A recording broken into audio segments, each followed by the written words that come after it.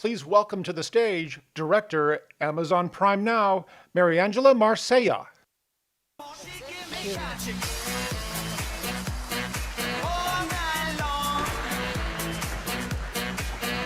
Hi everyone, my name is Mariangela Marseglia and I lead Prime Now in Europe and Asia Pacific. So what is Prime Now? Prime Now is Amazon ultra-fast delivery method that we have implemented to bring tens of thousands of items to customers' doorsteps in 1 hour or 2 hours. When our team was formed a little bit less than 3 years ago, the goal was really to delight our Prime customers with an experience that could bring them back their time to enjoy what they like to do in life. So just imagine you are a mom of 2 kids, and you can spend your Saturdays with your kids playing in the park or doing your favorite things like gardening, for example, instead of going around the city to shop for groceries for the week. So this was the idea, that the vision that we wanted to create, and we wanted to create this magic and bring this magic to our customers. So let's take a look.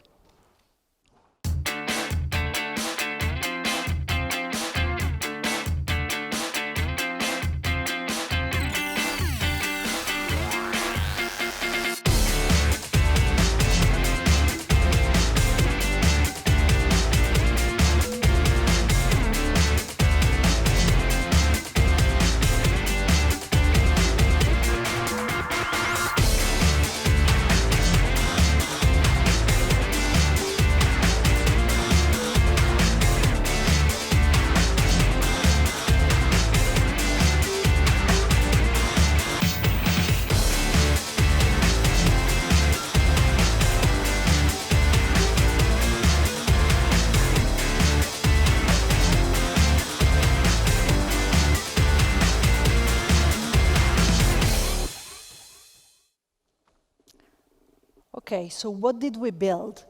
We built an application, so something that customers could use to shop on the go. And it was a very simple interface, so customer can browse the app, pick from tens of thousands of items, from toilet paper to milk and eggs, but also Amazon devices, consumer electronics, pet food, toys, a lot of things. And then they pick a delivery slot, and there is always one that is available for free. So for example, if they pick a delivery in 2 hours, there is always a free option for them. Or if they are a little bit in a hurry, they can still choose a delivery in 1 hour for a little fee.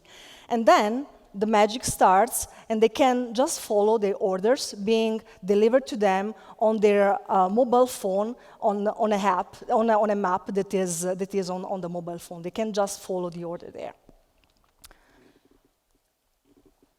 So the first point when we decided to launch this business, this product, was to pick a location. And of course, if you want to deliver to customers in 1 hour, 2 hours, you really need to be at the center of a city. So a normal warehouse in the outskirts of a city really doesn't work. You really need to be where customers are, so right at the city center.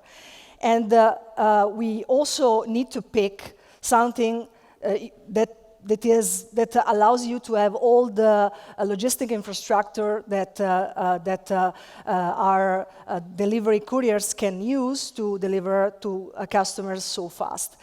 And when we decided about the location, we used these 2 criteria, and then we decided to pick Manhattan, New York City, because you guys may know Manhattan is really a urban jungle. So we said whatever is going to work in Manhattan is going to work everywhere else, and we will be able to apply all the best practices and all the learnings that we can gather in Manhattan to all the other places in the world. So we picked Manhattan, and you may be familiar with this building, is the Empire State Building. So our first warehouse was just across the street, and we picked a place that is just 1 block away from metro station to allow our delivery couriers to even use public transportation in case they have to, and there is Penn Station just 3 blocks away, where all the train lines converge. So again, logistic infrastructure that can really allow us to deliver fast. So this is the building where we ended up setting up our first warehouse. So as you can see, this doesn't really look like a warehouse. There is not a lot of warehouses in downtown Manhattan. So it is actually a commercial space, an office space. And we picked the ground floor of this building, 6,000 square foot, and this is where we started establishing the first Prime Now warehouse worldwide. So this is how the place looked right before we started working on that. And this was, we probably signed the lease in October 2014. It was only 3 months before the Christmas peak, and we really wanted to be ready for holidays. So this is how the place was when we started working on it. We had to do everything from flooring, dry walls, even had to create the bathrooms because there was nothing there. And this is how it looked right after, so right before we started delivering to customers. A perfect Prime Now warehouse with all the products that we were ready to deliver, including produce, including chilled and frozen, stored in walk-in chillers and freezers. Very similar, the delivery space. This is the way it looked when we started working on the project, and this is how it looked after.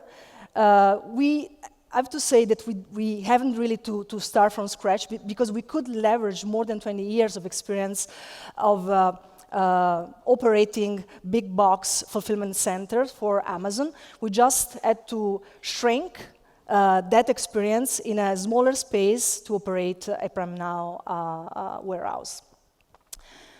Another thing that is worth mentioning is the fact that our innovation was not only on the customer-facing application or on the process to operate the business, but it was also on the delivery side. So this is the app, the delivery app that we created to allow our delivery couriers to be very efficient in delivering point to point, and this app really helps them routing to the customers. And eventually, this became another business, because you may be familiar with Amazon Flex. This is how Amazon Flex really started, and is a business that allows individual contractor to become their own boss and start, delivering packages on behalf of Prime Now, but also other Amazon businesses. And this is the way it really started. And then we launched. It was December 2014, so it is almost the third birthday of Prime Now. And we were very cautious at the beginning. So we only opened one zip code in Manhattan because we really wanted the customer experience to be perfect. So we really didn't want to screw up with customers. So we just opened one, and then the first order came in. It was 8:51 in the morning. By 9 a.m., the order was picked and packed in our warehouse in downtown Manhattan, and by 10:01, so a little bit more than 1 hour later, the first happy customer received his package. It was quite symbolic because it was funny. The first item that was ordered on Prime Now was a video game called Rush. So pretty funny. And then after that, the customer experience was okay. We tweaked a few things, and then we started opening one zip code after the other, one after the other. We covered Manhattan, we covered the other boroughs of New York City, and then since then, we haven't really stopped. In 2014, December, as I said, was New York City, and then in 2015, we actually opened more than 30 cities in the world. including a lot of places in North America, but also a couple of countries in Europe. So we launched 6 months after New York City, London, our first international city, and then we launched Milan, Italy, and then we also opened up other cities in the EU and Japan. 2016, we became even more organized. We even started up a team whose only mission is to very efficiently open new city. So now, Prime Now, less than 3 years after launch, is in more than 50 cities in the world, 9 countries, including Europe, but also including Asia. And the last baby in the family is a new thing. So we keep on experimenting with this model. So in 2017, July this year, we launched Prime Now in Singapore, and the experiment was to enter a country without an existing retail business. So there is no Amazon.sg in that part of the world. So the first step into the country has been thanks to Prime Now. We keep also on using Prime Now, if you wish, as a sandbox for innovation. So we not only expand geographically, that is what we just described, but we open up the platform to other retailers that have very interesting selection that can offer to our customers. So it's a great win-win for us, of course, because we enlarge our selection, a win for retailers because they can enjoy all the goodness of Amazon technology, and also, of course, a great win for customers because they can shop from their favorite local store. So one example, if you are in Paris today, you can buy your favorite macaron from Fauchon. I'm sure that there are a lot of French people in this room, and everybody knows Fauchon is a very well-known, established store in Paris, and their selection is available in 1 hour or 2 hours through Prime Now. Similarly, if you are in Madrid, you can buy your favorite manchego cheese from the 19th century Mercado de la Paz. That is a traditional market that sells, everything from fresh produce to meat to fish, but now can enjoy the technology that Amazon brought to them to sell their selection.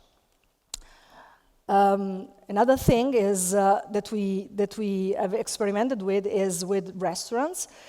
So we in 20 cities in North America and in London, you can even use the Prime Now app to order from your favorite restaurants in the city and receive your meal in under an hour. So a lot of things that we have done with this little baby called Prime Now. And what is interesting is that from when we got the green light on the idea to when we actually launched and opened the virtual doors of our first store in Manhattan, it was only 111 days. So how we could move so fast. You may be familiar with the way Amazon does innovation. It's called working backwards process. So we started not from a lot complicated financial exercises and P&L, etc. We always start from the customer. So what our team did was to write a press release as if the product was already launched, presented to customer, and presented to the press. So it was the idea. And the whole thing about this idea was really about bringing this sense of magic to our customers, surprising them with the incredible convenience and the incredible speed of this service. And in everything that we have done, we really try to use this press release as the North Star that has guided every step of the development of this project. So just a few examples of creative scrappiness and things that really allowed us to move fast. So for example, we presented the press release and we used a lot of storyboard to kind of visualize the experience that we had in mind. And this is a very interesting technique, especially when you are developing something that involves mixing digital and physical experience, and this is what Prime Now is about. So we use storyboards to kind of visualize and bring to life the idea. Believe it or not, this is the first prototype of our handheld devices that pickers in the warehouse use to guide them in the pick path. So as you can see, it's just paper and the paper clips, very scrappy, but thanks to this very scrappy approach, we could actually gather feedback very quickly from pickers, which allowed us to improve the experience, the picking experience in the warehouse. Very similarly, the actual app to customers. When we started working on that, we had some very precise ideas on how the ideal experience should look like. So we really wanted the customers to be able to very quickly browse the app and then very easily add an item, say a Tide product, to the cart. And ideally, the app should kind of suggest other products to add to the basket. Very similar to what happens in a regular store, in an offline store, where when you browse an aisle and see a shelves. Yes, but building this perfect experience would have taken us a lot of time, and we really wanted to deliver this fast and bring this fast to the customers. So we ended up with something that was very, very close to the ideal experience. We didn't compromise on the customer experience in the end, which is the most important thing, but just postponed the development of some features to a later time. And we keep on working on that. We keep on improving the experience. Another interesting thing is when we decided to bring other retailers on the platform, we wanted really to test the experience of picking not from a warehouse, but from a store, from an actual store. And we actually really built these shelves in our offices and started playing with that in a very scrappy way. So this is really the first prototype. Once we had something that we were happy with, we decided to bring that prototype to a real store. So these are pickers from the Mercado de la Paz that we mentioned before. And we brought that in their store and asked them to provide us feedback on the actual experience that allowed us very quickly to iterate on the product and improve it and perfect it, and in the end end up with the final version that we used for launch. So all this, and in the end, this is the thing that mattered the most. So customers really love Prime Now. And we really like to see all the stories, all the pictures that they post on social media. For us, it's a great reward. And it's also interesting to see that we really play a role in their lives, because we bring them that extra convenience, that sense of magic that was in the initial press release. So there are a lot of use cases where apparently Prime Now plays a role. People just don't want to go shopping because it's just, they just want to spend the evening laying on their couch, watching TV or staying with the family. Or maybe they are just sick at home and they cannot go out to do their shopping. And this is another situation where Prime Now plays a role. They're preparing dinner for the family and they just forget an ingredient that is very important, and they can order that and have it delivered in 1 hour if they want to. So a lot of use cases that really gives us a sense that that sense of magic is there. And this is very important. I think personally that we really tried hard to create this sense of magic. We really wanted to do that. We tried. We make some mistakes. We had some successes. I think that the most important thing is really to hear from customers what they think about Prime Now and whether or not we were successful in bringing that sense of magic to them. So why don't we hear real customers and hear what he thinks about Prime Now? It's 7:05. I just bought a waffle maker, waffle mix and syrup on Prime now. It should be here by 8 o'clock. We'll see what I ordered the waffle maker at 7:04. It is now 7:28. Boom. 24 minutes. Waffle maker. First waffle in. 39 minutes from when I ordered on Amazon, including the waffle maker, to having a finished, prepared waffle. First bite. The future is now. The future is now. We didn't pay this guy, I promise. Thank you.